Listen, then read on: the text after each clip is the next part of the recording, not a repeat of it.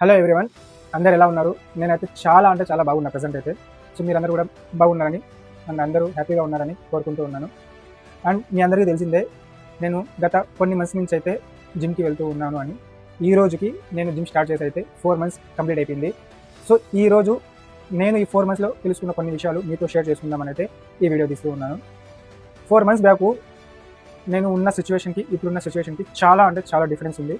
And చెప్పాల్సింది ఏంటంటే, నేను జిమ్ స్టార్ట్ చేశాను అని కొందరికి తెలుసు. 3 మంత్స్ వరకు అయితే నేను ఎవరికి చెప్పలేదు. ఆ 3 మంత్స్లో కూడా కొందరికే తెలుసు నేను జిమ్కి వెళ్తూ ఉన్నాను అని. సో ఆ టైంలో అయితే నాకు చాలా మంది, ఎందుకు జిమ్ ఆల్రెడీ బక్కగానే ఉన్నావు కదా, ఎందుకు జిమ్ అవసరం నీకు, ఏముందని జిమ్కి వెళ్తా ఉన్నావు, అది ఇది అని అయితే చెప్తారు. అప్పుడున్న నా అలవాట్లకి ఇప్పుడున్న నా అలవాట్లకి చాలా అంటే చాలా డిఫరెన్స్ ఉంది. అండ్ చాలా అంటే చాలా హ్యాపీగా కూడా ఉన్నాను.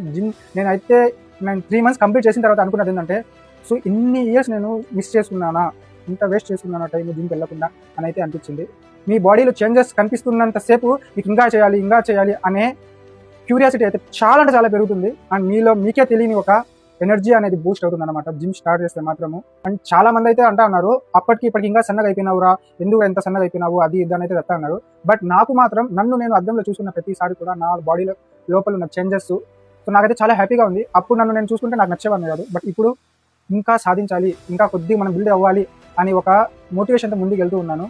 అండ్ మీకు స్క్రీన్ మీద పెడతాను చూడండి, నేను 4 మంత్స్ బ్యాక్ ఎలా ఉన్నాను అండ్ 4 మంత్స్ గడిచిన తర్వాత ఇప్పుడైతే నా బాడీ కండిషన్ ఎట్లుంది, నాలో వచ్చిన మార్పులు అవన్నీ కూడా మీకు స్క్రీన్ మీద ఫోటోలు పెడతాను. సో వాటిని చూడండి, సో మీకే తెలుస్తుంది. ఫ్యూచర్లో కూడా నా వర్కౌట్స్ జిమ్ గురించి అయితే అప్డేట్స్ ఇస్తూనే ఉంటాను.